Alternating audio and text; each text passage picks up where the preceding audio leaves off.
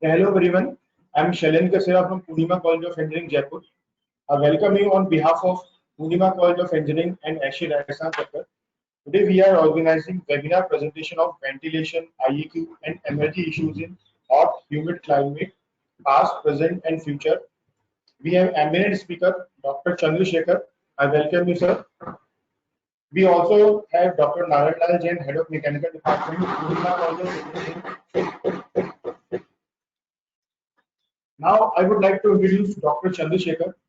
Dr. Chandrasekhar is currently a professor and program director, MSc Building Performance and Sustainability, and co-director, Center for Integrated Building Energy and Sustainability in the Tropics, in the Department of Building at the National University of Singapore.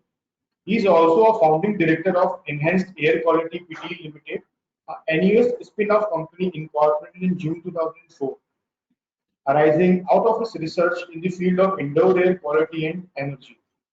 He has been an IAQ consultant in Singapore since 1993. He holds BE Mechanical Engineering from the University of Rajasthan, Malvi National Institute of Technology, India, and PhD Mechanical Engineering from the University of Adelaide, Australia, in the area of energy efficient cooling and dehumidification system. In 1992, he joined NUS in the faculty and has been teaching and conducting research. So today we will discuss about the topic ventilation, IoT and energy. So this topic will provide an overview of the ventilation, IAQ and energy issues in commercial office building in hot humid climates.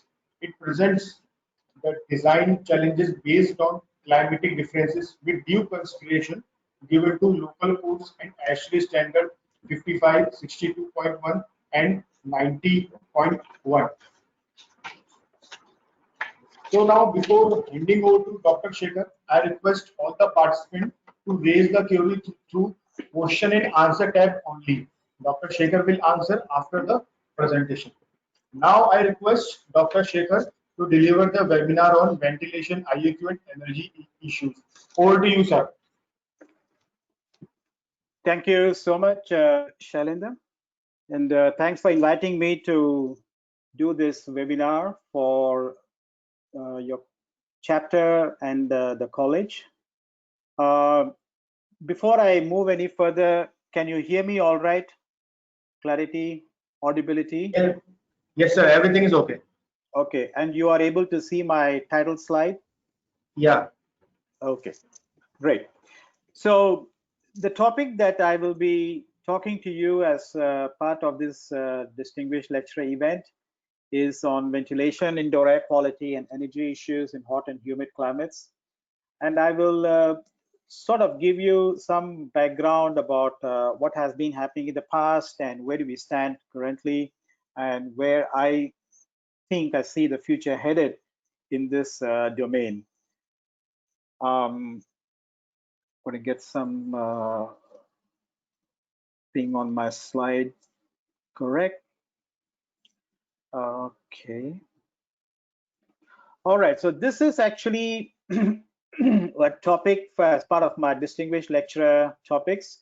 So it's brought to you by the ASHRAE Society CTTC, the Chapter Technology Transfer Committee. And I'm sure at the end of the webinar, you would be asked to fill a feedback form, and I would appreciate if you can do that. And ASHRAE strives to collect such information and see how we can improve the program and make the presentations and the programs being offered to a much more appropriate level. As all of you would know, ASHRAE is dependent highly on volunteer work. And if you are not already involved in ASHRAE in some way or the other, I would strongly encourage you to look at where you think your role and participation might be mutually beneficial. There are several technical committees, standard committees, and a whole bunch of different professional and technical programs and activities that you might find a connection to, and you would be able to contribute to and also benefit from being part of those activities. So I would strongly encourage you to explore any of such opportunities that might arise. So in terms of this particular topic that I'm presenting, I have put together a few learning objectives. Understanding the importance of an integrated indoor air quality energy concept. And I think the key to what I'm saying here is we should not just be looking at indoor air quality alone, and we should not just be focusing on energy. These are two very related, integrated issues, and it's always a good idea to look at them in that manner as an integrated topic. Understand the impact of ventilation and indoor air quality on occupant productivity and health.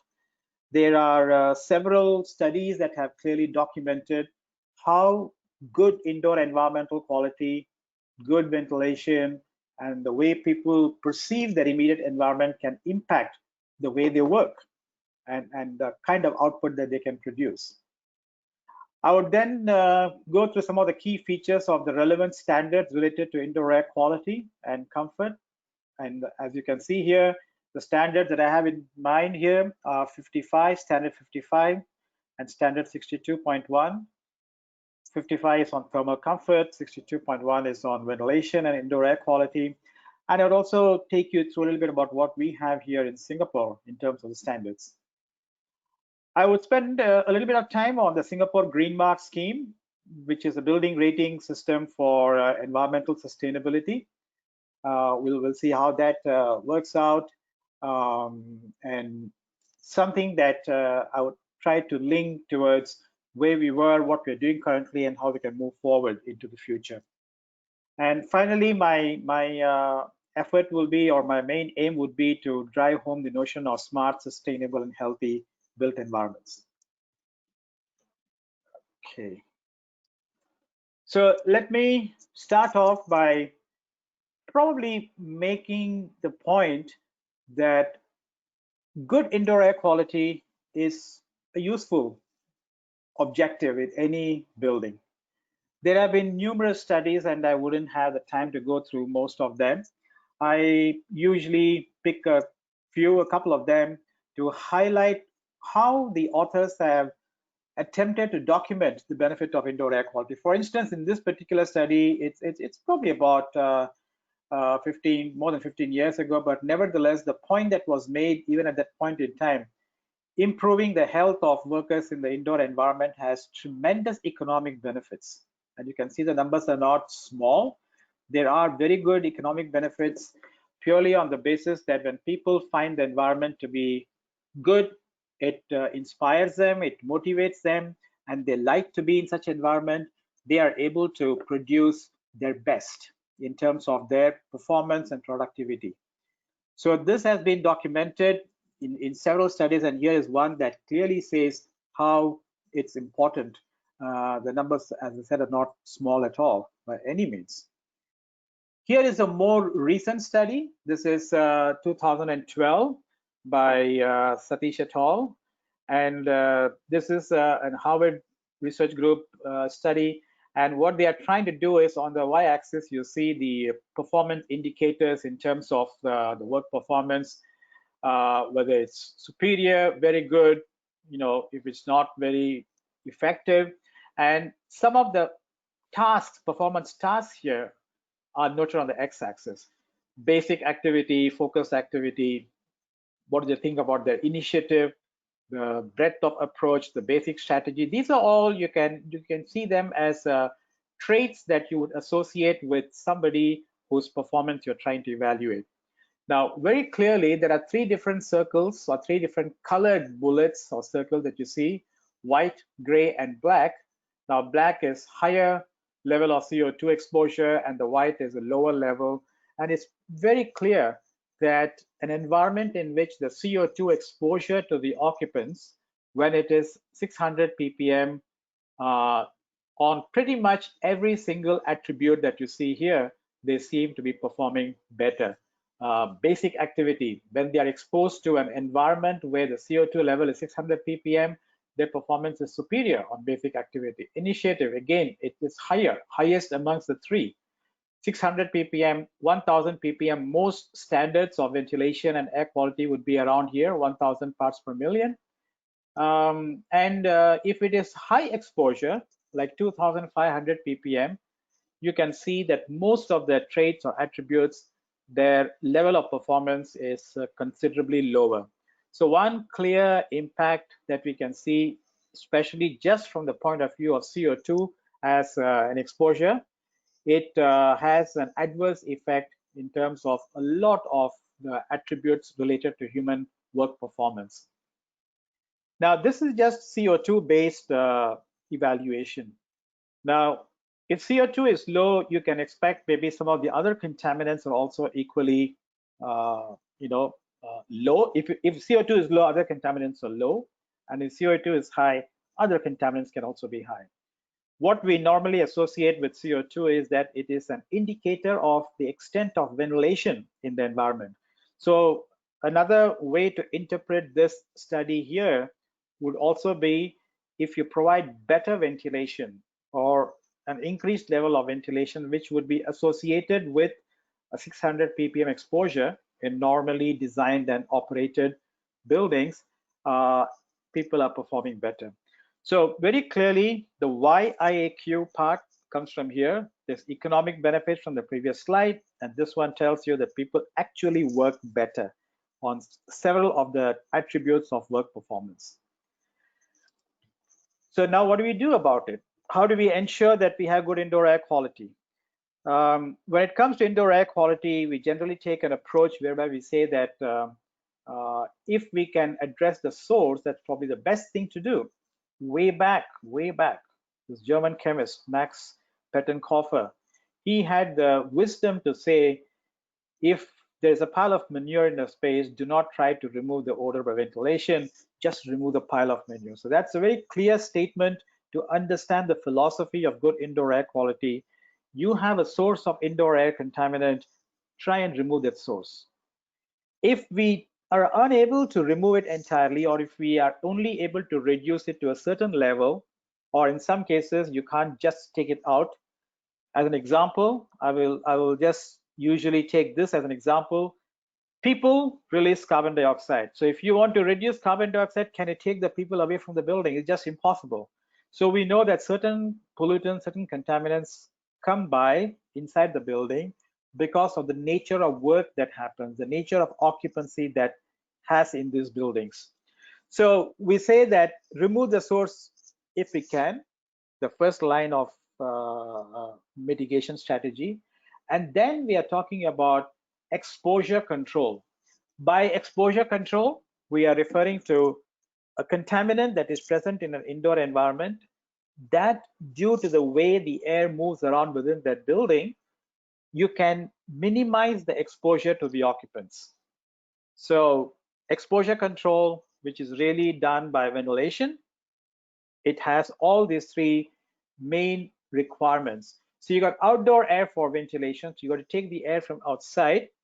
The quality of that air is extremely important. So if the outdoor air is polluted, then we obviously have to treat it. We have to clean it, filter it, remove all the contaminants to the extent that we again can possibly do. So we address the quality of the outside air. Then we are talking about the quantity, how much of that outside air we need to bring in for the purpose of controlling the exposure of indoor contaminants. So quantity in terms of liters per second, whether it is on a per person basis or per square meter basis. We will talk some more details as we go along through the presentation today. But at this time, let's just bear in mind the quantity is very critical. Quality and quantity. I put one more parameter here. It's called the room air distribution attributes, room air distribution characteristics. And this is sort of defined or easily understood by what we refer to as the ventilation effectiveness. Now, in a very simplistic sense, ventilation effectiveness refers to how effective is the room air distribution in bringing this outside air to the point where a person is seated. In other words, it's a function of the air distribution strategies that you employ, whether it is a ceiling supply, mixing ventilation strategy, or you are supplying it from under the floor as the UFAD design, underfloor air distribution design, or it is displacement ventilation or any other type of air distribution strategy. It's a very clearly dependent function of the room air distribution, ventilation effectiveness. So quality, quantity, and ventilation effectiveness, three very important requirements to ensure that the ventilation aspect, the outdoor air that's used for ventilation, can help in the dilution of indoor contaminants. Because exposure control is all about how successful we have been in diluting these contaminants. So the key message here is, if you have a problem related to indoor air quality, see if you can do a source control. Take the problem away, remove the problem. If that can't be done, you're going to manage it through exposure control. And these are the requirements for that: outdoor air quality, outdoor air quantity, and how we distribute it within a given room, which is determined by the ventilation effectiveness parameter. I have this slide here to give a comparison of say the ventilation that has been measured in different buildings in different parts of the world. And here is a comparison between European and Singapore studies that were done back in the 90s, late 90s. And you have several countries that are listed here: the Scandinavian countries, Germany, Switzerland, UK, Greece, and then we have Singapore. On the y-axis, you have the air change rate. And we are talking about the air change rate really in terms of the outside air change rate. It's not the total supply air change rate, it's the outside air change rate.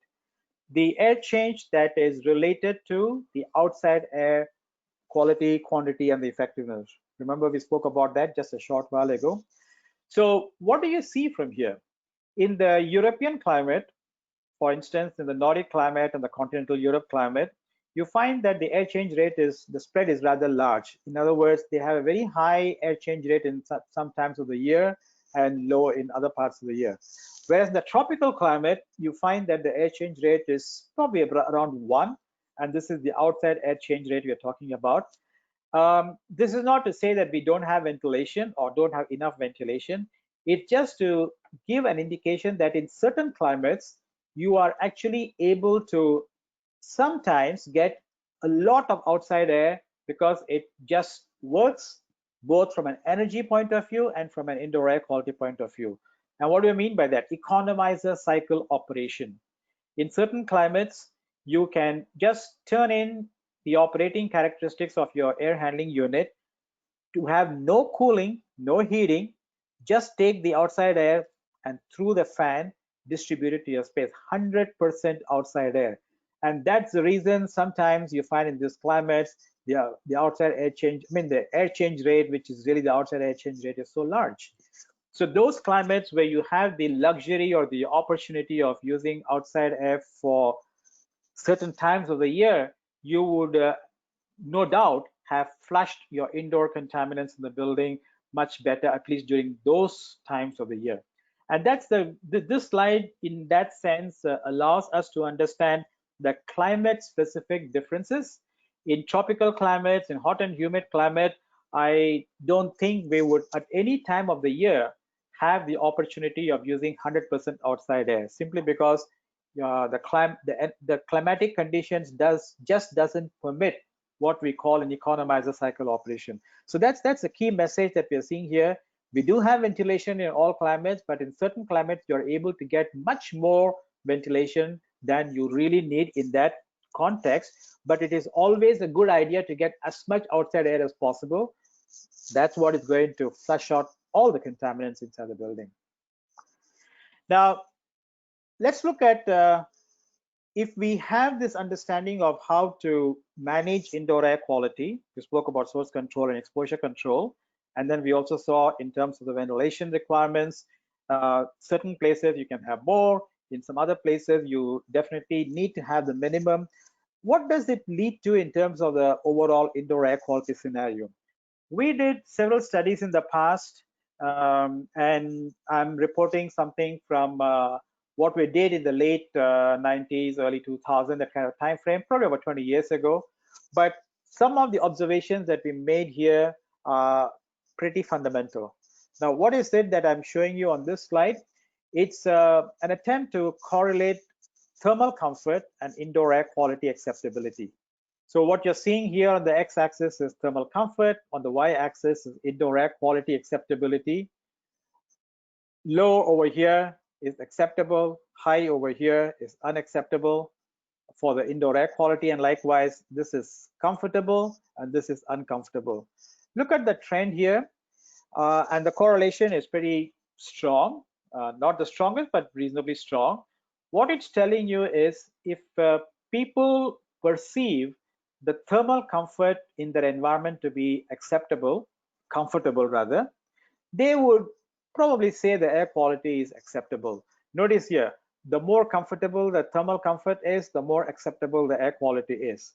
The more uncomfortable the thermal aspect is, the more unacceptable the air quality. So there's a very direct correlation between thermal comfort and indoor air quality acceptability.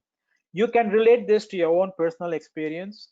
When you walk into a room and you feel very hot and stuffy, you are probably going to say the air quality is not good. It's smelly, it's stuffy, it doesn't feel fresh. But if you walk into a room that is kept very cold, you may feel it's extremely cold and probably even think you may need a jacket, but you'd probably say the air quality, no complaints, simply by the very notion that when you are exposed to an environment where you feel the comfort, thermal comfort is good, your air quality is likely going to come out equally good. So that's the direct correlation that we found in our past studies, and it still bears to fact even to this context.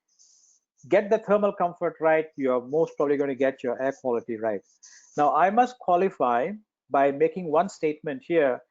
The air quality acceptability is what the occupants feel, is what the people feel. So it's a perceived air quality. In reality, you may or may not have the actual air quality as good. By that, what I mean is you may not have enough ventilation, but even then, if you keep your comfort under check, your people are not going to complain too much. We can discuss this later. I probably have some additional discussion points on this at a future slide, but that's how it goes. The air quality here is what the people think, not the actual perceived air quality. Here is another trend here, indoor air quality acceptability versus stuffiness. People will perceive the environment to be, if they perceive the environment to be fresh, they will say my air quality is pretty good. So fresh and acceptable, stuffy and unacceptable. That's how the trend goes. And you can see here that the correlation coefficient here is even better compared to the previous one. So these are clear indications that thermal comfort and indoor air quality are not decoupled. They cannot be detached. It's the same human being. We are all the same persons who are responding to both the thermal environment and the indoor air quality acceptability of the same environment. So I'm now going to go a little bit more into the details of what the standards are talking about. We have several standards that are very relevant in this discussion. We have thermal comfort standards, we have ventilation and indoor air quality standards, and I would also allude to another standard which is very important in this integrated approach, which is the high performing building standards, high performance in building standards. ASHRAE has one such standard, and we'll talk a little bit about some of these details in a bit. So the thermal comfort standard is the ASHRAE's thermal comfort standard is this one. Standard 55, the latest version is 2017, and this is the thermal environmental conditions for human occupancy. I am sure a lot of you would have, if not seen the standard in detail, certainly heard about it, and you would have also heard a little bit about the evolution of this standard in recent years, and that's going back to the past, present, and future sort of thing. I will give you a little bit of the historical evolution as we look at this particular standard. So what does this standard really talk about? The thermal comfort standard addresses several of these points that you see here on this slide. It talks about operative temperature, it talks about humidity, it talks about elevated airspeed, we'll come to that in a minute. It talks about local thermal discomfort, locally at a point where you are. It talks about radiant temperature discomfort, and radiant temperature discomfort is very, very obvious when you expose yourself in the room. let's say you're standing near a window, you face the window, you face the sun, and you have cold air hitting behind your rear side, your back of your body, you may feel very cold, but in the front, you may feel the radiant heat. So there's a radiant temperature discomfort. You can also feel what we call the vertical air temperature difference. Your feet is cold, your head is warm. There's a vertical temperature difference. Typically, you would experience something like this if you are in an environment with underflow air distribution systems. If not designed and not operated properly, your feet could be very cold and your head could be quite warm. Draft is something that is extremely important in thermal comfort. When you have cold air being blown in any one direction of your body, your face, your shoulder, your neck, then that's going to cause a very unpleasant sensation. That's draft. And draft is usually also seen as something that people coming from cold climates are more sensitive to. And you can imagine why that is the case. They are constantly exposed to very cold conditions. Their winters are very severe, and cold wintry conditions, when you have cold air coming into the room and you have the air hitting your face, it can be very uncomfortable. I've had experiences of that kind just within the last 1 year or so. Then you have the floor surface temperature. How many of you, when you are in the winter, even in Jaipur, I would imagine in winter, if you are barefoot in the cold, you walk into a building which is not environmentally controlled, you can feel the cold from under your feet. So that's really the floor surface temperature. Temperature variations with time. Over time, there could be variations in temperature. If you have a naturally ventilated building where you do not have environmental control, again in winter between the morning and the afternoon, depending on what exposure it is,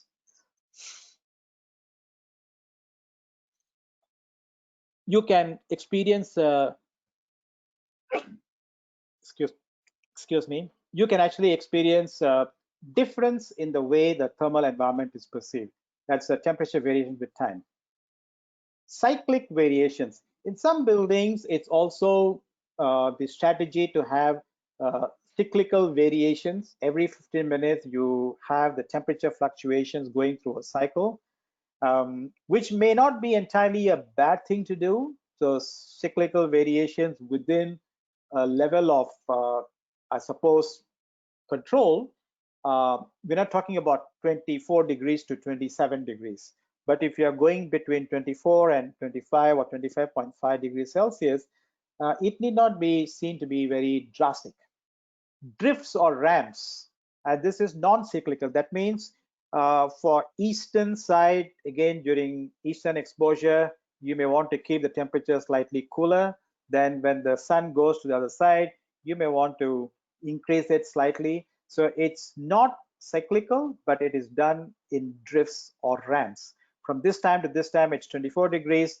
For the next 2 hours, it's 25 degrees and likewise. So what do you get as the main essence or main message from this particular slide?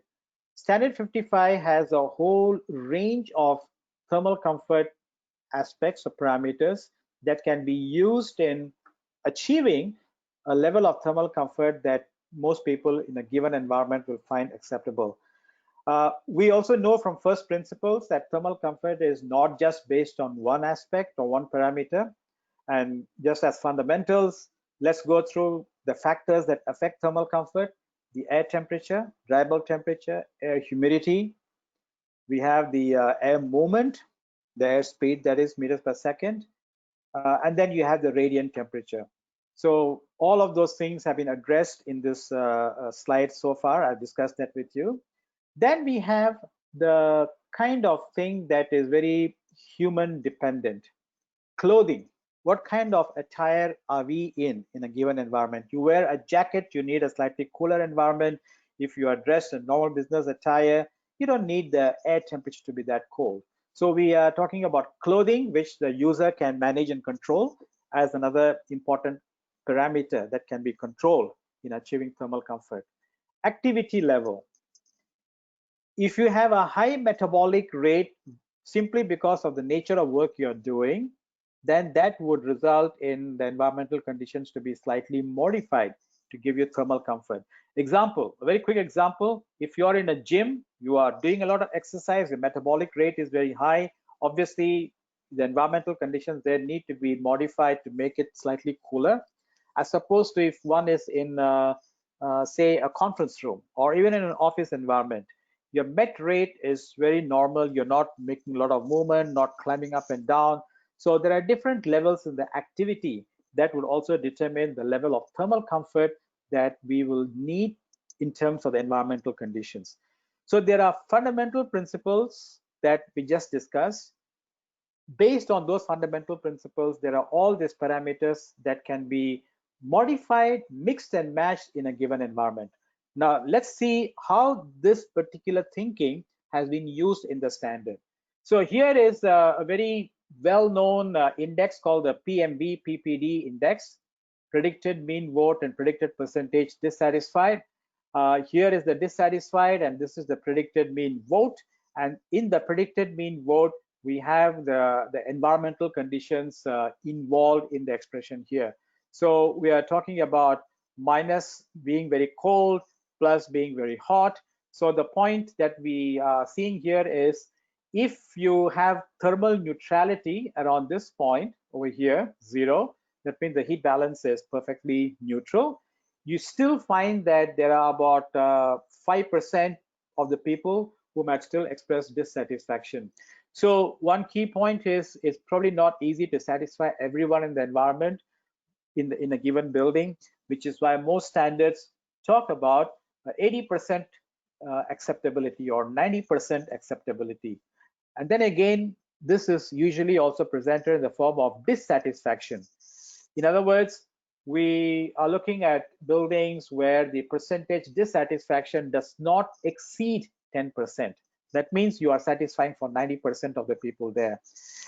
Several international standards use a criteria of that nature to say whether or not the environment is deemed to be acceptable by vast majority of the occupants. So that's the predicted mean vote, predicted percentage dissatisfied. This itself can be a discussion point, maybe for about half an hour or hour or so. I won't go into that. I want to cover some of the other key aspects of this standard as well as the rest of the presentation material. But this is the indicator that is used for thermal comfort, predicted mean vote and predicted percentage dissatisfied. So the standard 55 in the latest version also has this method called the graphic comfort zone method. And this is a psychrometric chart. You can see the shape of psychrometric chart, operating temperature, humidity, and this is a saturation line. And what we are seeing here is the comfort zone itself. Here is the comfort zone based on the clothing. So this is the winter comfort zone, and this is the summer comfort zone. So you notice that the red one that you just saw here is something that could be seen as part of the winter comfort zone. And then you have the green one that you can see it as part of the summer comfort zone. Now, the reason I'm saying this, the red for the winter and green for the summer, is both are within the comfort zone, but within a given comfort zone, if you are as far as possible to the right of the zone and as far as possible high up on the zone, on the comfort zone, it would be a more sustainable design. As you can figure out from this psychrometric chart, if you are on the right, that means if your environment is warmer, you are not cooling as much, so you save energy. If your environment is slightly more humid, you're again not dehumidifying as much, but it can still be comfortable. Now, all of this, whether it's the red or the green zone, will not necessarily be comfortable unless we do something. And what is that something? Let's get to that point of discussion in the next slide. But I just want you to take note that most buildings typically are designed, even in India, I would imagine around the 24 degrees thereabouts, which is right here in between. We can rather at the interface of the winter and the summer sort of a thing at this point. And then I'm just trying to make a point here. Can we make the environment warmer? Push it towards the right-hand side in the green zone as far as the hot and humid climate is concerned. If you want to do that, there's something else we must do, and that goes back to this, I suppose, strategy, where we are saying that thermal comfort is the combination of, we said, 4 physical parameters: air temperature, radiant temperature. Now, we want to make the air temperature warmer, but then there's something called the air speed. So if you increase the temperature, that means go to the right, what is happening is you can increase the airspeed, and that might give you comfort. So, I mean, depending, I'm going to take the meters per second criteria here. So what I'm seeing here is if I increase the temperature, and then if you increase your airspeed, you are getting into this extended comfort zone that will allow us to get comfort with increased temperature and increased airspeed. Now you also notice here that there are 2 different shades of the gray. One is the lighter shade, another one is the darker shade. The lighter shade is for using strategies like ceiling fans. You don't need a local control. That's what the lighter, that means within this lighter control here, the lighter shade here, you can achieve thermal comfort by increasing the temperature and airspeed. For instance, if I have 27 degrees and I have 0.6 meters per second, I should be able to get certain level of comfort. Of course, if you increase it, you get even better level of comfort. But if I want to use 1.2 meters per second, that means I can still get at 27 degrees, but I would need to use a local control. That means a local fan, a task fan. So that's the difference between the light gray and the dark gray that you see on this slide. And ASHRAE standard 55 has a fairly detailed guidance on how these conditions can be used in the overall control. An evolution in standard 55 in recent years is the notion of adaptive thermal comfort. In fact, all that I spoke to you just now is really about adaptive thermal comfort model, or the approach where you change one parameter of thermal comfort and compensate that with something else. Don't always work with just the air temperature. You see, in air conditioning, we always say lower the temperature, you get thermal comfort. That's just working with one parameter. But if you are open to working with multiple parameters, then your options are much larger in terms of how you can achieve thermal comfort. So the adaptive model has been worked or determined based on a very large global database of, you can see at 21,000 measurements done primarily in office buildings. Occupant controlled NV spaces. If the people in the building are able to open the windows and manage their local environmental control, that's adaptation to a large extent. There's typically no mechanical cooling system in these general discussion when we talk adaptive thermal comfort. It allows for local thermal discomfort in typical buildings. Now, what do we mean by local thermal discomfort? If you have a draft from somewhere, if you feel cold, you can manage your local environment by some level of adaptation. In fact, if you either wear a jacket or you remove a jacket to adjust your thermal environment, that is adaptation in one form or the other. And then we are talking about adding mechanical ventilation with unconditioned air if possible. By unconditioned air, what you're talking about is there is no chiller-based cooling system involved in adaptive thermal comfort, generally speaking.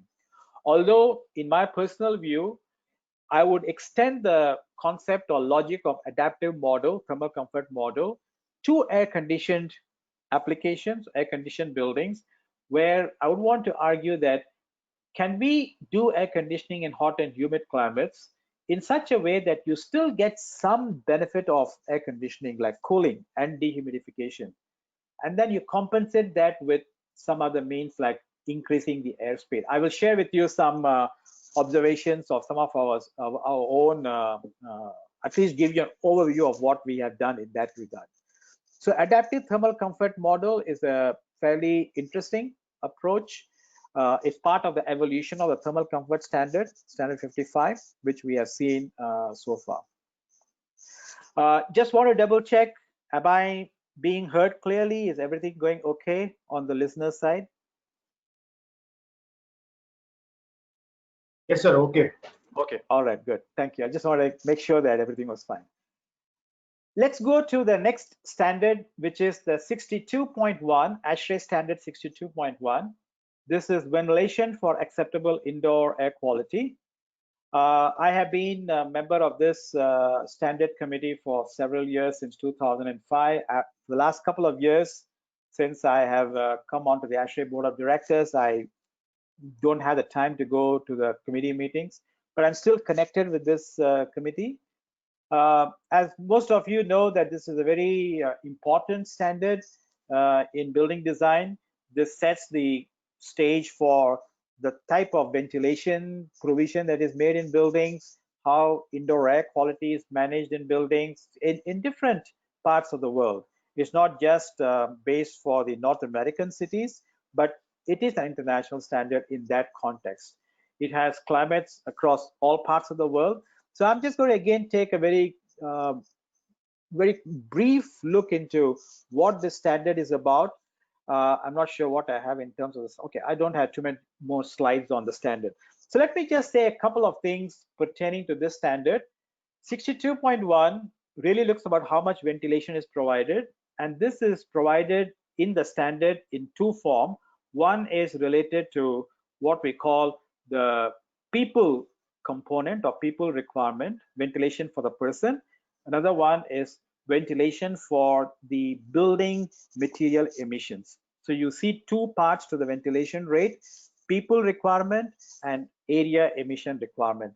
The calculations can be quite detailed. Those of you who are using the standard, you would know what I'm talking about, but it's not difficult to understand the logic. Let me explain to you the logic here. If you are in a building where the building materials are a strong polluter of the environment, you will have to provide more ventilation to dilute them. Agreed? I think it's a very common logical way of looking at things.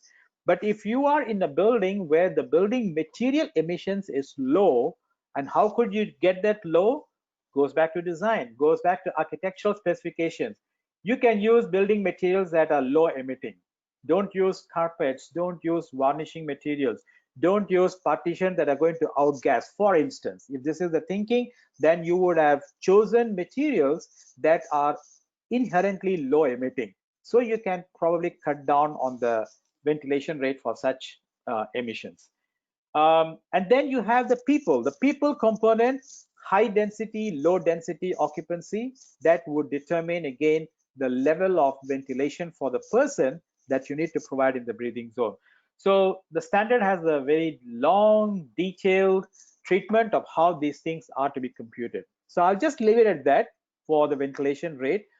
Of course, the standard also provides three general framework of compliance.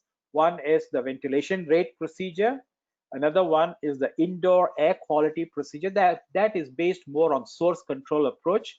So if you can, as a designer, show the compliance authorities that you have considered all aspects of source emissions in the building, and then you have done some simulations, CFD simulations, for instance, to say that the strategy that you adopt is going to remove the source entirely or mitigate its emission to a large extent, then there is some opportunity for you to reduce the ventilation rate.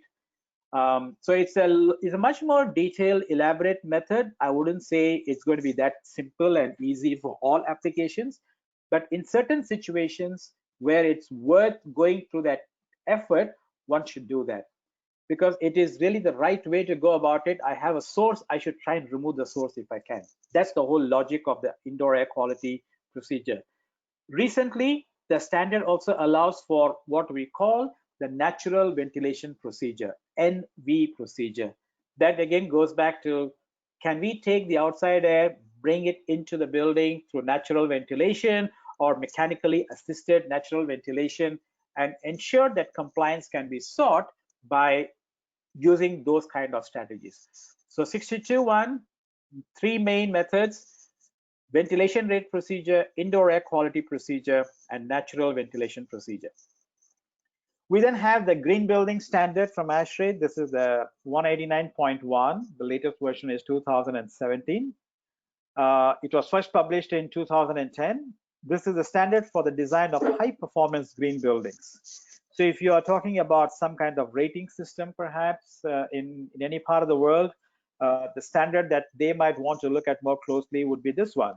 Now, this standard itself also looks at individual performance mandate standards like 55, standard 55, standard 62.1, standard 90.1 for the energy performance. So it would integrate all of that in some form and ask for something a little bit more stringent than any of those standards.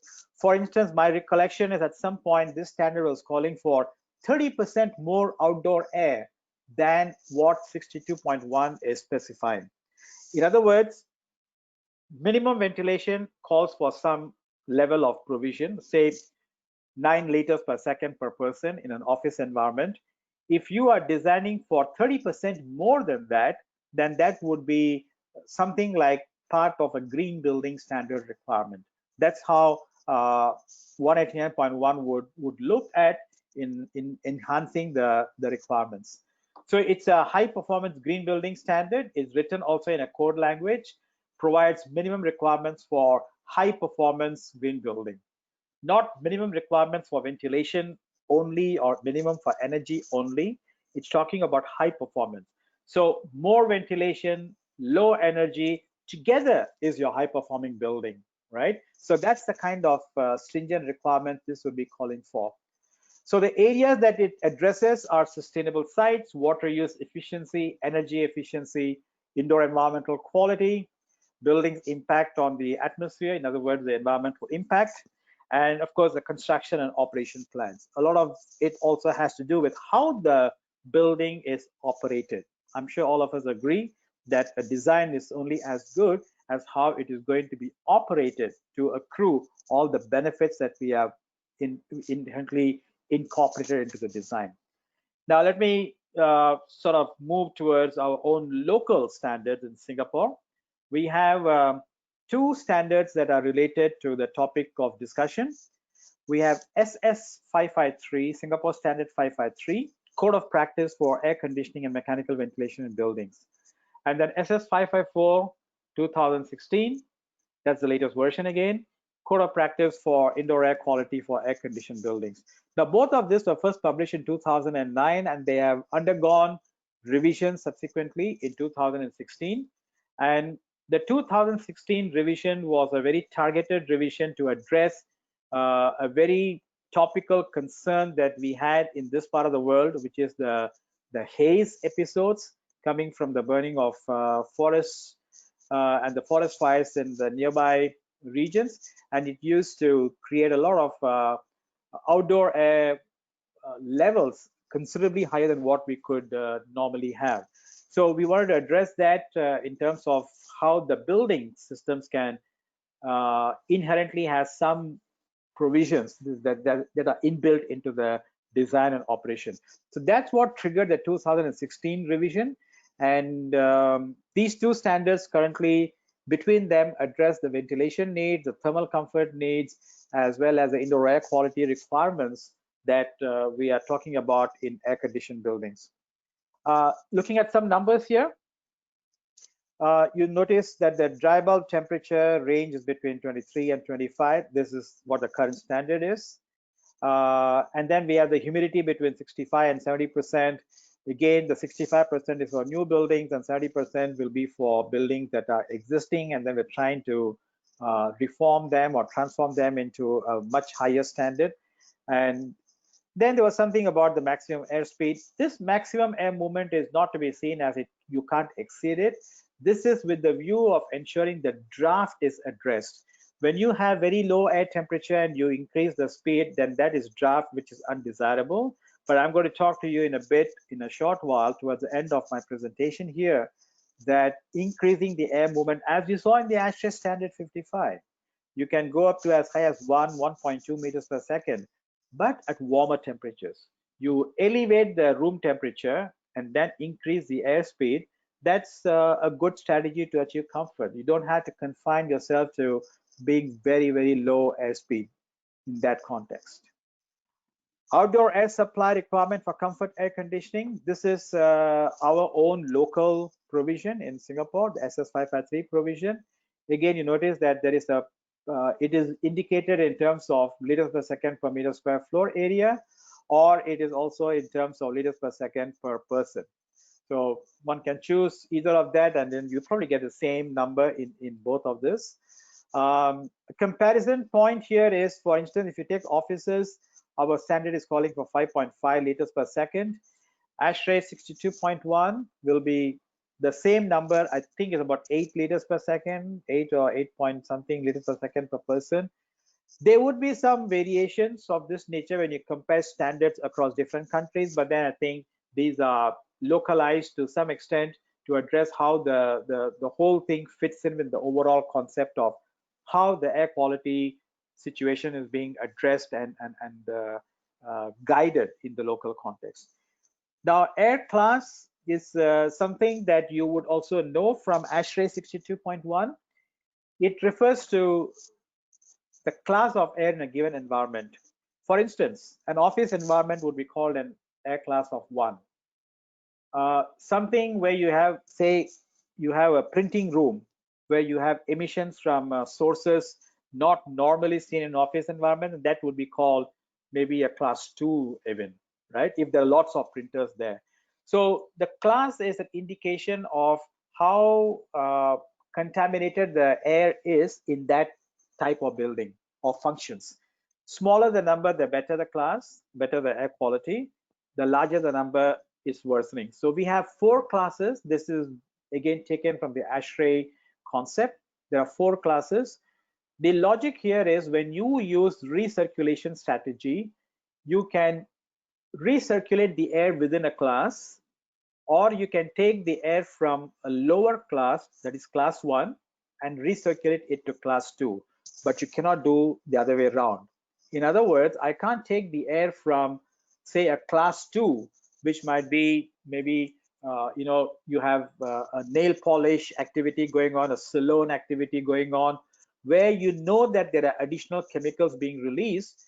I can't bring that air into an office environment.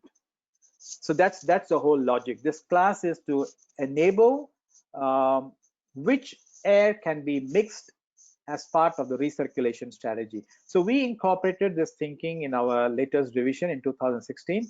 ASHRAE has always had that. If you look at the details, you'd find that there are very clear classifications of the air depending on the type of pollution those activities can create in the environment. In our 53 SS553 standard, we have provisions for hotel guest rooms and classrooms, primary school children, childcare centers. So we have clear indication of what it should be in terms of the per person or per child requirement.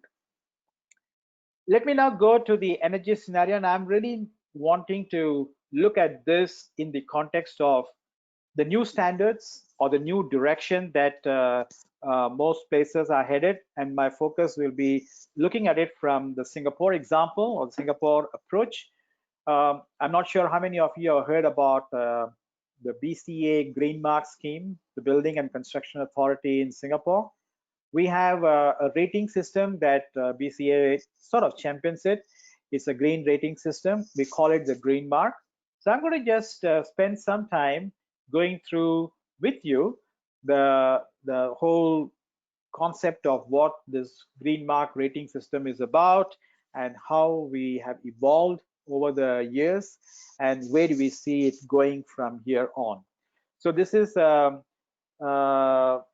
strategy or a concept that is geared towards environment-friendly building design. So no more is the requirement seen by designers as I do energy separately and air quality or health and well-being as a separate design concept. The two has to be seen together. And if those of you who have also seen the ASHRAE mission and vision statement, I think we have changed it recently since last year, where we talk about it as a healthy and sustainable built environment for all. Very clear, the health and sustainable design, that part, they go together. I think having that as part of a vision statement drives the message much more clearly. And I think the green rating systems and the green building concept is something that embraces these two in a very, very meaningful way. And I'm going to share with you the evolution that we have had in Singapore and how the evolution has kind of tried to bridge the gap between health and well-being on one aspect, that is the indoor air quality aspect, and then the energy on the other. We'll see how the two have sort of merged in some way to drive home an integrated philosophy. So the green mark schemes have been around for some time. Our very first green mark rated building was in 2005, our National Library Board building. It's an iconic building in the main city area, and we were involved in its early design. And the thinking then that we had was to achieve a significantly lower energy use index than what was currently in place at the time. Without going into too much of numbers, I'll just say that at the time in 2005, 15 years ago, it was the most energy efficient building that would have been designed and in operation at that point. So the green mark scheme itself started off with new buildings, then we went into existing buildings, and then we said the occupant centric requirements. Then it went beyond buildings to neighborhoods, to other kind of semi environments.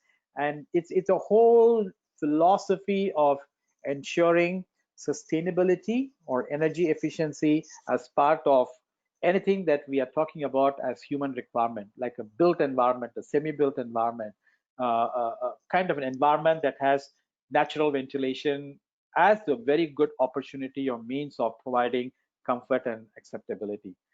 So the green mark scheme has a whole set of green mark assessment criteria. So you really need to look at how you define well-rated system. So there are details about how the assessment is done in terms of the green mark requirements. What I'm showing you here is a whole set of different types of green mark schemes. For new buildings, existing buildings, as I mentioned, you have new non-residential buildings, new residential buildings, data centers, healthcare facilities. I'm not going to go into every one of them. I just want to sort of take you through very, very briefly through my, I'm going to move this. I'm going to just click this hyperlink and we go to the green mark website. You can scroll through this and browse through it at your own leisure, but here on the green mark page, you will find a lot of details. In fact, what we also have here is the green mark award that are given every year for the more interesting buildings that have made the mark. And each of those buildings has specific traits, specific design features that puts them in the league for that particular year. So there's a whole set of, I mean, a whole bunch of it here from 2005 all the way till last year.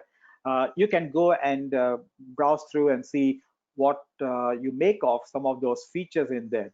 There will be things that will enhance the chiller performance, the air handling unit performance, the facade performance, the air distribution performance, the air cleaning performance, the air treatment performance. I mean, the whole bunch of it, a whole variety of it.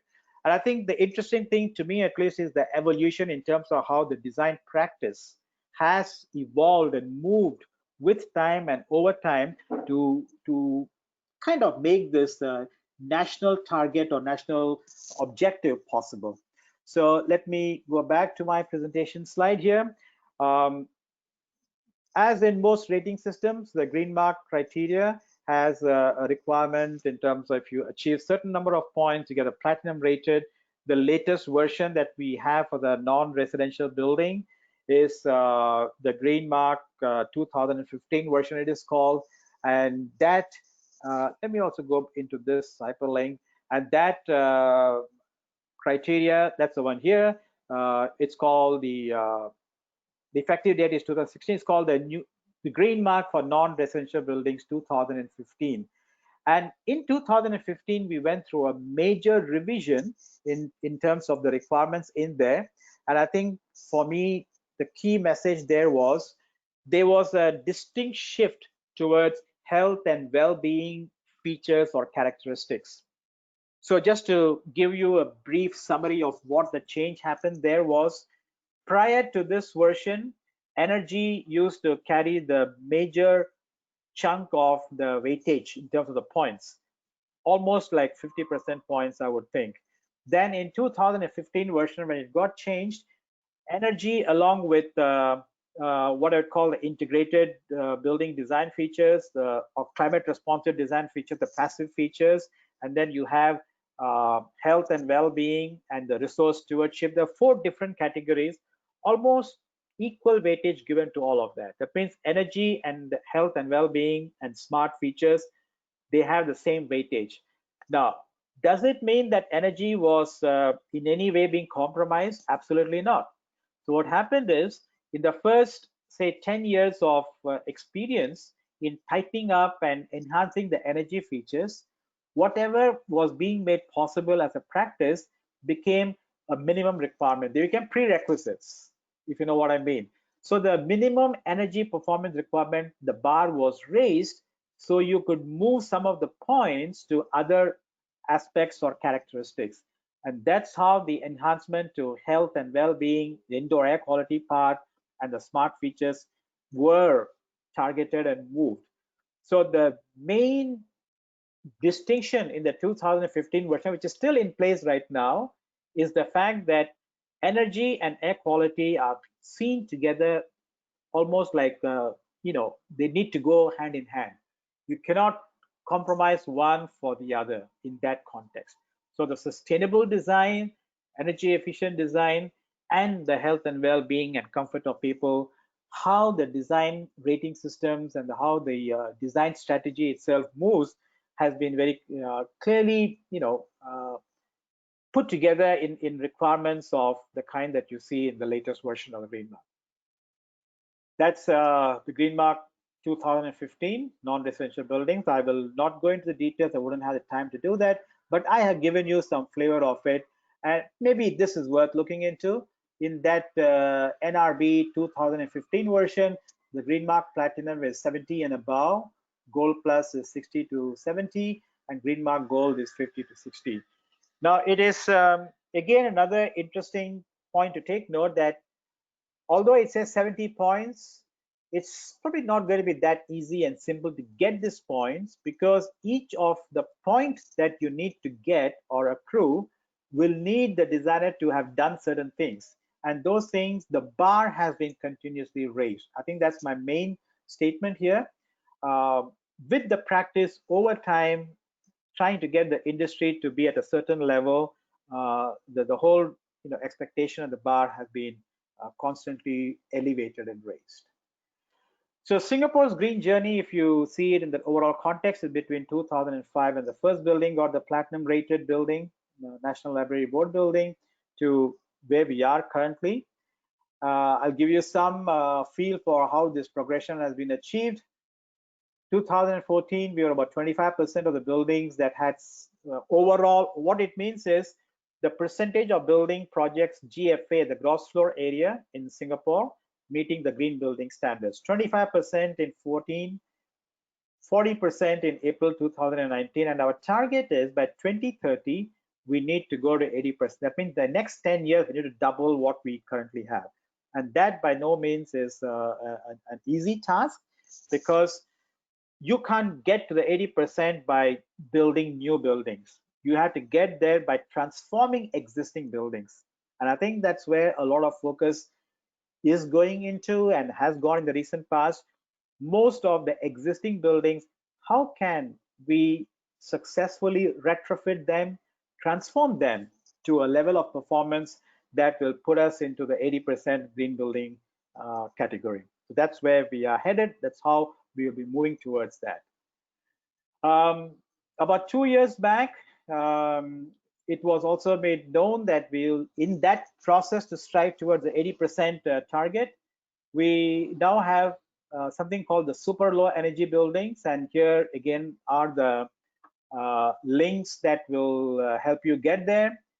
What is super low energy building? How is it defined? It's the best in class energy performing green mark building that achieves at least 40% savings based on prevailing code. Okay, so you take the 2015 requirements and you need to achieve at least 40%. That's the best in class energy performance. Then we also have zero energy building, the best in class energy performing green mark building with all of its energy consumption, including plug load supplied from renewables resource. So you need to have an on-site. Of course, you can do it on-site or off-site. So most of it, that at least there are not too many of these designs here. There's one that I am familiar with in my own school. I will talk about it in a couple of minutes. We have our own on-site production. So that's the concept. The net zero energy building through on-site production must meet all of your building energy needs. So we have both of this, the super low energy building and the zero energy building concept.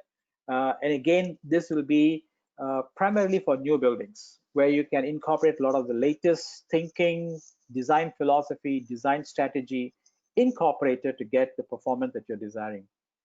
Then there is also the BCA and the Health Promotion Board, where the focus is really on healthier workplaces.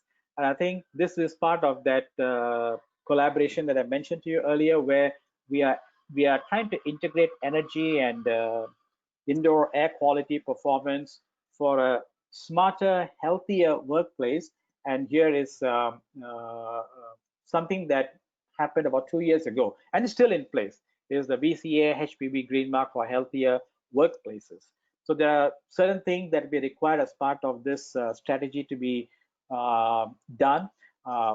Things related to how often the occupants are able to move around and have nice lighting exposure, air quality exposure, and things of that kind. I'd like to talk about this building that I mentioned just a couple of minutes ago. This is our own net zero energy building on our campus. It's our school's building block number 4. It's called SDE 4. This is a building that has well, you notice that it has about 6,000. It's not written here. Probably about 6,500 square meter total floor area. We got 5 levels, I believe it is, of floor area, 5 floors of the building, and we have on-site production by getting the solar PV on the roof of the building, and through a very intentional, conscious effort in minimizing the loads for each type of function, whether it's classrooms, lecture rooms, meeting rooms, labs, library, because this building has all of that. And in trying to ensure that we are able to minimize the demand, that's the first and foremost thing one would do when you're talking about zero energy building. And then you have a clear focus on how your air quality and comfort is going to be achieved. And I think I mentioned some of the things earlier about thermal comfort. In this building, we use a design strategy for air conditioning. We call it the hybrid air conditioning method. What it has is a DOA system, a dedicated outdoor air system that brings in conditioned air to different parts of the building spaces, like lecture rooms, meeting rooms, and all that kind of environments. And it supplies the air to keep the room conditioned at temperatures of around 27 degrees Celsius. So it's no more the standard 24 degrees or 23 degrees design that used to be the norm. So it's 27 degrees, 26.5, 27 thereabouts.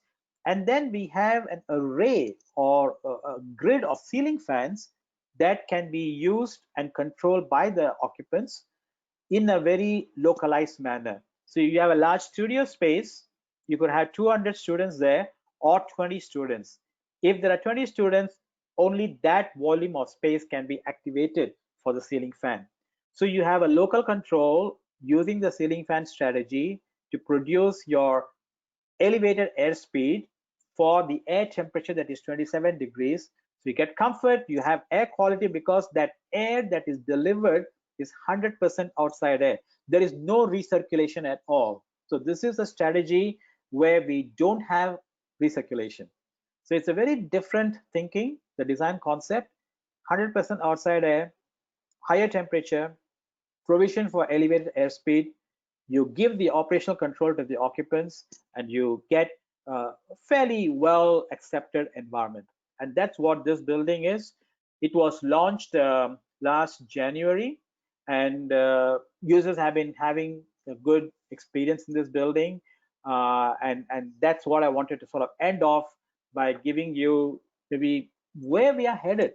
We have to think in the context of we achieve comfort and air quality and still be able to address the energy efficiency aspect of it. So how do we blend all of these requirements? Sometimes they can be seen to be conflicting requirements. So I think that's where we need to use our understanding, our knowledge of what is comfort, what is air quality, how do we address it from a very fundamental perspective. So if you are source of any air quality problem, address the source first. Don't just think in terms of ventilation. So exposure control, ventilation comes later. So I think this kind of fundamental thinking in the design approach will be crucial to say how these kind of shifts can happen in the way buildings are being designed and used and operated in the future. So in final remarks, let me just conclude my presentation by saying what we spoke about. Indoor air quality and energy issues. What I did there was to give you a flavor of why indoor air quality is important. What are the aspects of indoor air quality? We have source control, we have exposure control, and we do the design development of any building in that sequential context. Take the source out if you can, then bring in ventilation to minimize the exposure. And the energy is very clear. You should not be mixing the two by saying, if I do one, something else is being affected. I think we should try to blend the two to see how best to maximize both, the benefit of both. The impact of ventilation and indoor air quality on occupant productivity and health. We just spent a few minutes looking at how good indoor air quality improves work performance. The indoor air quality scenario in terms of what the various parameters are and how people perceive their environment for thermal comfort and air quality. I think it's an important take here that comfort and air quality cannot be decoupled. They are seen together. We spent a fair amount of time looking at the relevant standards, standard 55, ASHRAE standard 55, ASHRAE standard 62.1, 189.1 high performing building, and then I also discussed with you a couple of the Singapore standards that are relevant in the context of this topic here. And for the energy scenario, I took the option of discussing it in the context of green mark scheme in Singapore, and I see that as something that is evolutionary and it is heading towards what we would really want to strive and achieve as a smart, sustainable, and healthy built environment. With that, I conclude my presentation. Thank you very much for your attention. Hope it was well received, was audible, and you're able to follow. And I think at this time, I'm going to put this slide as Q&A and pass the floor to Shailendra. Please take over and let us know how we want to proceed on the Q&A. Thank you. Yeah, thank you, sir, for nice presentation. Sir, I have asked you some question. Can you see in your question and answer tab? Just one second. Let me open that up. Where will I see this? In question and answer questions. tab. Oh, questions. Yeah, Okay. Yeah. Mm-hmm.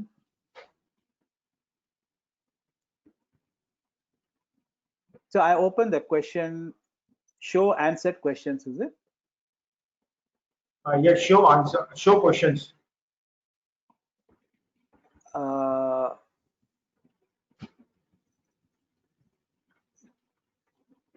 yeah, okay, okay. Mm-hmm. So you want me to answer these questions?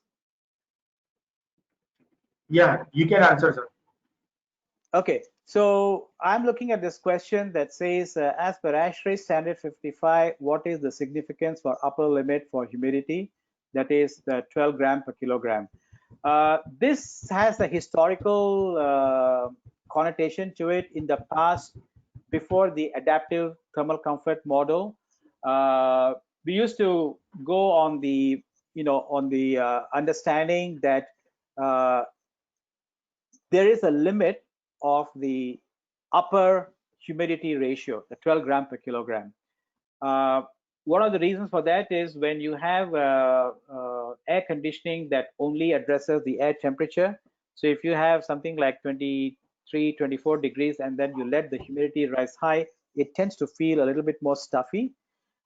So I think the concept of adaptive model, where we now are beginning to appreciate the fact that, well, if the humidity goes up, maybe you can increase the air movement. So I think this used to be in the past. At the present time, I think strict adherence to this is probably not being a necessary requirement. We are trying to say that you can exceed this, but do something else to achieve comfort.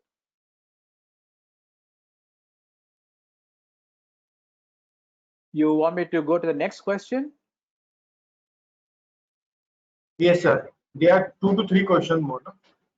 Okay, could you elaborate for the IAQ requirement for high ambient conditions like UAE?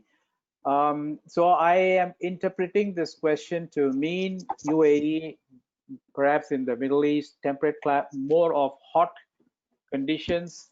The IAQ requirement is probably not going to be different. Maybe I can relate to what standard 62.1 would say. It would say that if your outside air quality on 2 accounts is not favorable, for instance, if you have a high particulate matter, PM10, PM2.5 level, then you need to have filtration to address that so that it comes within, there's a number that PM2.5 or PM10 should be, which is based on the US Environmental Protection Agency requirement. Basically, it's a national primary ambient air quality standard related question. Outside air is poor, then we need to address that. If in certain cities, certain countries, there is an ozone issue, even in the United States, there are certain places where the ozone level is very high, then you need to have an ozone filter in place to reduce the ozone in the ventilation air so that it doesn't become a pollutant that is being brought into the building. There are studies that show that ozone and chemicals, that is the volatile organic compounds, they don't go well. I mean, we will not go into that detailed discussion, but that is another big problem. Ozone and VOCs inside the building are not good things to happen. They can result in other contaminants as byproducts, which are not good for human consumption. So my simple response to this will be the requirement is probably not different, but the treatment or the action that needs to be done with the outside air may vary depending on how good or bad the outside air quality is. If somebody wants this question to be further elaborated or followed up, that's possible to have another question. But let me go to the third question. Does air recirculation to a higher extent and to use heat recovery affects the air quality inside the room, considering that we have a steady supply of outside air without CO? Okay, I would imagine that CO2 sensors and variable outside air. Let me see if I understand the question clearly. Does air recirculation to a higher extent, that means more recirculation, and use heat recovery affects the air quality? Yeah, I mean, if you have a higher level of recirculation air, if the contaminants in the recirculated air are not addressed, that's not a very good thing to do. So obviously, you're talking about more recirculated air. You are probably talking about more CO2 level that is not being diluted, maybe more PM 2.5 as well if there are activities within the room. So we need to ensure that the air is filtered. But I think the biggest question is if you can remove also the CO2 from that air, can you see that air as being as comparable and equal to outside air which have been treated? So this is an area of interesting discussion and research that's going on. in a very simple way, the answer is if you can clean and treat the recirculated air to remove all the internally generated contaminants, why not? That's one level of thinking that is happening. Now, we should also bear in mind in the current climate of COVID-19 situation, high recirculation means you are taking a lot of the room air that might be filled in with certain viruses and internal, release of infectious aerosols. We don't know if it can transmit itself through that long process of recirculated duct and back, but we need to clean that. You need to clean that through some kind of UVGI treatment or whatever that might be necessary to address it. So I guess the simple answer is you have high recirculation, it's going to have more contaminants. We need to treat and clean those, clean that air to remove those contaminants before it can be used. There's a continuation of this question that says, considering that we have a steady supply of outside air without, I will take that as CO2 sensors and variable outside air. Well, the question I am interpreting this to be your outside air quantity is fixed, but you're using recirculation air, and that's what is the variable, and you have to clean it and treat it to make it reusable, so to speak. Shailendra, you can also ask the question if you are hearing something from other people through some other chat, or I'm just reading these questions and trying to respond what I'm seeing on the screen. Okay, sir. I think it is enough. If participants have more query, then participants can email to you. Okay, all right. It's okay, sir? Okay. Now I request Dr. Narayan Lal Jain to propose the vote of thanks.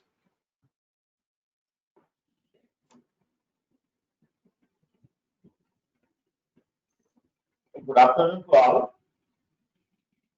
A very nice and valuable lecture delivered by Dr. Chandrasekhar, Professor, Department of Building, School Design and Environment, National University of Singapore. I deem it a great honor to propose the vote of thanks to everyone. I, Dr. Narayan Lal Jain, HOD Mechanical Engineering, on behalf of Mechanical Engineering Department and the entire fraternity of Pune College of Engineering and ASHRAE Rajasthan chapter, and I on behalf. First of all, I would like to propose a hearty vote of thanks to Dr. Chandrasekhar for the meaningful webinar on ventilation, IAQ, and energy issue in hot, humid climates, past, present, and future. I also thank to all the participants for their overwhelming response to participate in this online mode of learning. I would like to express my profound gratitude to our director, Dr. Mahesh Bandare, for his continuous guidance and moral support. I also wish to express my gratitude to Mr. Rahul Singhi, Director Pune Foundation, for their encouragement to organize such meaningful and valuable webinar. I also express my sincere thanks to Vice Principal Mr. Pankaj Devra for their moral support. I also thank the coordinator of webinar, Mrs. Asa Mawat, for organizing the successful webinar. I also thank to Mr. Sagan Tashera and Mr. Sandeep Kumawat for their support. And I thank to all which were directly or indirectly involved in making the webinar successful. I once again express my sincere gratitude to Dr. Chandrasekhar for spending the time from his busy schedule to share his knowledge among us. Thanks. Thank you very much for your kind word of thanks. Yeah, thank you, sir. Thank you, Narayan Lalji, and thank you, Dr. Chandrasekhar. My pleasure. It was really a nice session. We have learned a lot. Around 300 participants have joined and benefited. Thanks a lot, sir. Thank you so much. So I have stopped sharing the screen. So is the control back to you, Shailendra? Yeah. Thank you, sir. Okay. So I will exit this meeting now. Thank you so much for all your attention.